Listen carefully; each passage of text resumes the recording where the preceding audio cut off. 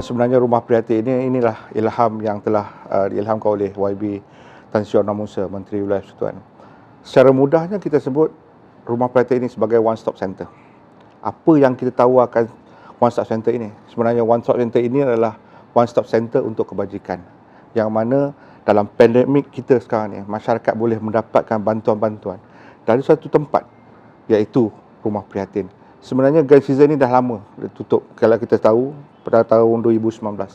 Dan alhamdulillah dengan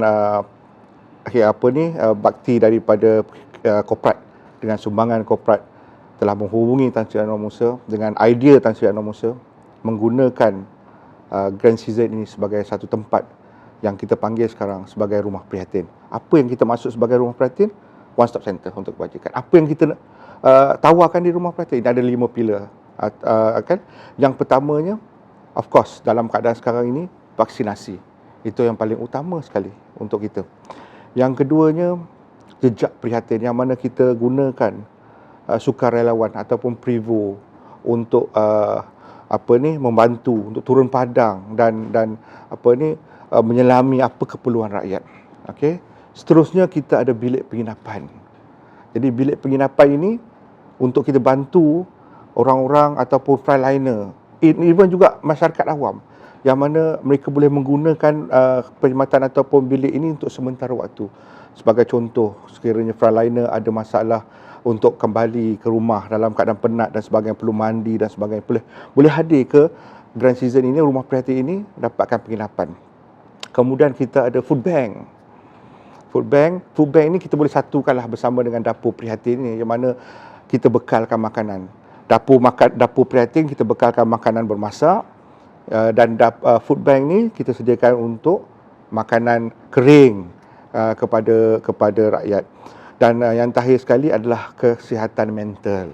Ini yang penting dalam keadaan kita, masyarakat mengharungi pandemik ini. Kita kadang-kadang tu hilang tumpuan, kita kadang-kadang hilang arah. Jadi itulah menyebabkan kita adakan juga perkhidmatan mental ini sebagai salah satu komponen bagi membantu rakyat yang terkesan. Inilah kita boleh katakan 6, ataupun saya boleh rangkum kepada 5 fokus, iaitu dapur dan food bank ni kita satukan sekali, iaitu makanan lah ya. Itu yang sebenarnya berada di dalam Rumah Prihatin yang diuruskan oleh Yayasan Wilayah Persekutuan bersama-sama dengan NGO yang terlibat dengan sokongan sukarelawan Wilayah Prihatin, iaitu Privo. Salah satu sumbangan kita ataupun kebajikan yang kita jalankan iaitu khidmat vaksinasi ini, yang melibatkan pada 15 hari bulan 7 yang pertama sekali.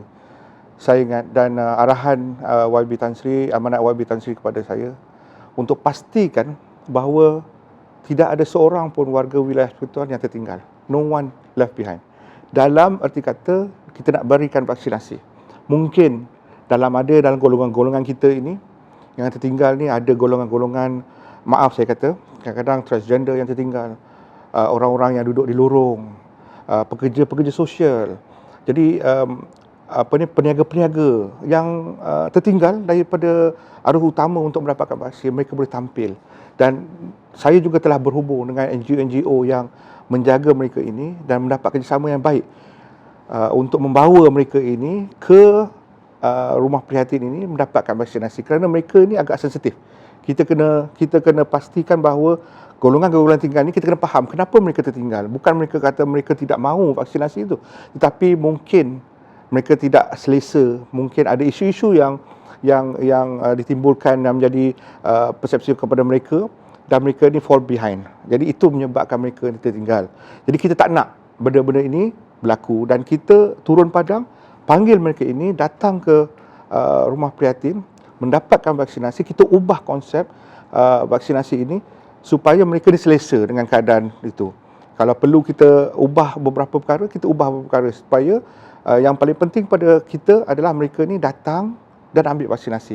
Dan pada peringkat awal kita bermula dengan 600 suntikan dos, dan kita bergerak kepada 1,000, 1,200 dan sebagainya. Dan hingga kini saya rasa untuk bulan Ogos ini kita akan cucuk lebih kurang 1,200 sehari dan even kita akan tengok sekiranya pihak kerajaan ataupun pihak Kementerian Wilayah ada mengurangkan pusat-pusat PPV mobile yang lain di peringkat rumah prihatin ini sedia menerima untuk memberikan khidmat vaksinasi kepada mereka-mereka yang masih tertinggal, yang masih belum mendapatkan appointment ataupun temu janji datang.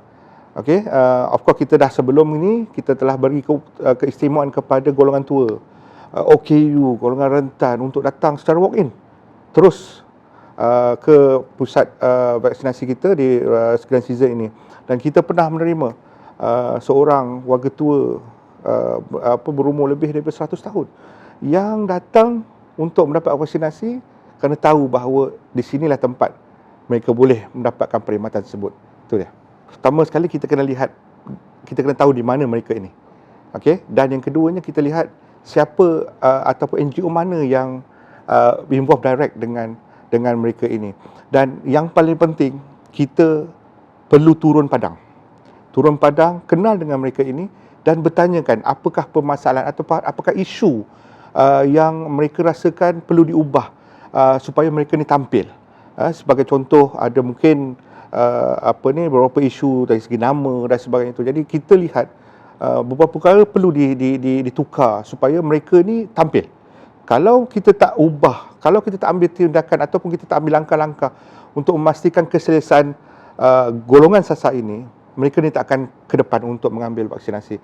Jadi walau apa cara sekalipun, kita mesti bend sikit rule tu. Kita mesti ubah sikit konsep kita. Kita kena ubah kita punya tata cara sikit bagi memastikan mereka ni datang dan dapatkan vaksinasi.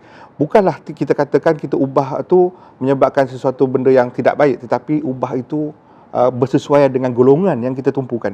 Jadi mereka ini, even kita bawa, kita hantar kenderaan untuk mereka datang ke kita, mungkin ada setengah tu yang tidak mampu dan berada di agak outskirt sikit daripada, luar sikit daripada Kuala Lumpur, di daerah-daerah lain, walaupun dalam Kuala Lumpur, kita hantar supaya mereka ni datang. Kita ambil, kita selami hati mereka, kita tengok apa yang keperluan mereka supaya tiada siapa yang tertinggal daripada vaksinasi.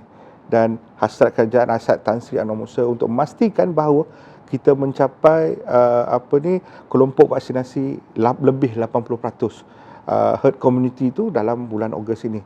Dan even pada saya, sekiranya kita dapat capai 100% dalam bulan Ogos ini, inilah arti sebenar kemerdekaan.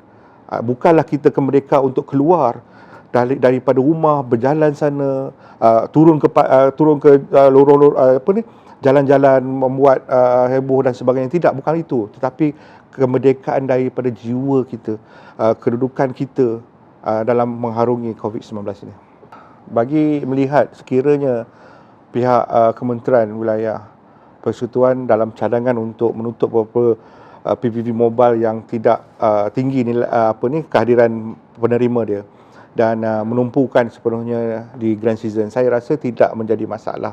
Kerana di Grand Season ini, pelbagai kemudahan yang kita ada, banyak ruang yang kita boleh convert ataupun memastikan bahawa pelaksanaan khidmat vaksinasi ini dapat tercapai. Kita ada dewan yang besar, kita ada juga pelbagai dewan-dewan ataupun bilik-bilik kecil yang kita boleh fokus kepada beberapa golongan-golongan tertentu. Mungkin kalau seandainya ada masih tertinggal kena golongan-golongan yang OKU, golongan tua, kita masih ada lagi ruang. Dan kenapa saya berkata begitu? Kerana kita di Grand Season ataupun rumah prihatin ini, kekuatan kita adalah semangat kerjasama kita antara sukarelawan-sukarelawan.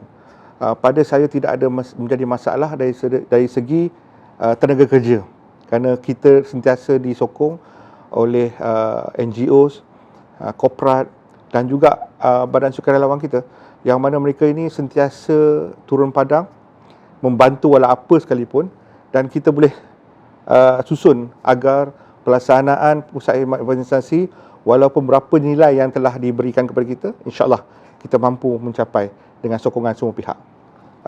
Pertama sekali, kita kena faham apa erti kemerdekaan, yang mana bebasnya daripada sesuatu perkara. Kalau dalam pandemik ini, kita lihat bebasnya kita daripada COVID-19 ini, tidak ada cara lain melainkan vaksinasi. Mungkin ada setengah pihak melihat vaksinasi adalah satu perkara yang belum tentu. Tetapi kita harus lihat bahawa inilah usaha kita. Inilah ikhtiar kita bagi memastikan diri kita bebas daripada jangkitan COVID-19. Inilah arti kemerdekaan yang utama. Pada tahun yang lepas, kita juga sambut kemerdekaan dalam keadaan pandemik.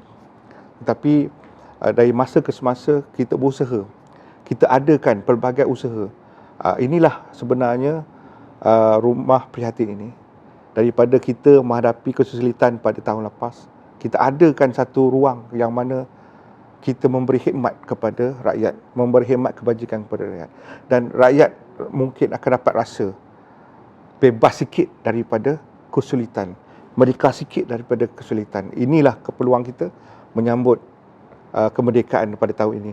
Dan pada saya, dari segi menyemarakkan kita dalam proses untuk pastinya kita mengibarkan bendera Malaysia, untuk kita menyemarakkan semangat. Walaupun kita tak berada di luar, tapi konsep menyemarakkan jalur gemilang kita ni, bendera kesayangan kita, negara kita ini sebagai satu lambang kemerdekaan, kita akan wawarkan.